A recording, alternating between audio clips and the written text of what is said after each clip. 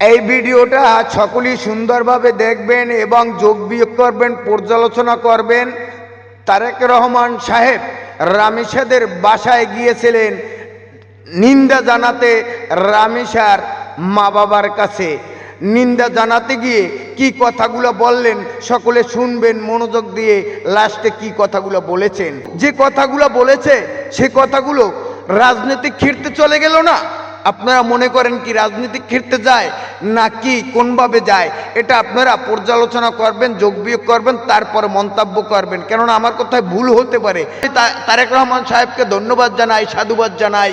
এবং প্রথমে সবচেয়ে আগে যেটা এই মুহূর্তে আমরা করতে চাই সেটা হচ্ছে যে এই অন্যায়ের সাথে যে জড়িত তার বিচার আমরা আগে করতে চাই, তার বিচারের ব্যবস্থা আমরা আগে করতে চাই। এইটা আমরা আগে প্রথমে করতে চাই। আপনাদেরকে শক্ত থাকতে হবে, ধৈর্য দিতে হবে, ওর দিকে তাকে শক্ত থাকতে হবে। এক সন্তান আল্লাহ নিয়ে গেছে, আরেক সন্তান আপনার কাছে আছে। তারেক সাহেবের কথাগুলো তো শুনলেন, যে যারা জড়িত তাদের বিচার আগে হবে। এটা কি রাজনীতিকের ভিতরে গেছে কি না আপনারা যোগ বিয়োগ পর্যালোচনা করে দেখবেন।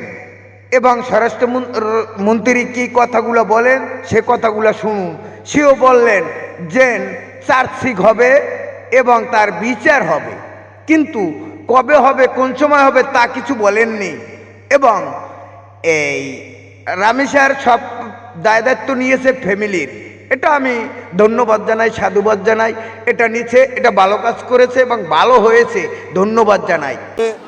এবং সংক্ষিপ্ত সময়ে চার্জশিট দেওয়া যায় এবং বিচার কার্য সম্পন্ন করা যায়, সেই জন্য যদি আইনে আরও কিছু পরিবর্তন আনতে হয় সে বিষয়ে আইনমন্ত্রী এখানে আছে, তিনি আজকে কথা দিয়েছেন। ক্যাবিনেট মিটিংয়ে আমাদের এটা আলোচনা হয়েছে।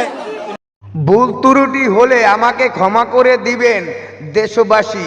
না, যে দলের হন না কেন, যে পীরের মুরিদ হন না কেন, সেটা আমার জানার দরকার নাই।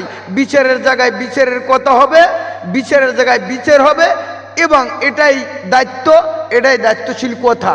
কিন্তু তাদের কথাগুলো আপনারা পর্যালোচনা করবেন, যোগ বিয়োগ করবেন, তারপর মন্তব্য করবেন। এ হলো কথা। তারা কি কথাগুলো বললেন আর কি বিচারটা হবেন, এত লক্ষ লক্ষ মানুষ আন্দোলন করলেন, তাদের কথাগুলোর কোনো মূল্য নেই।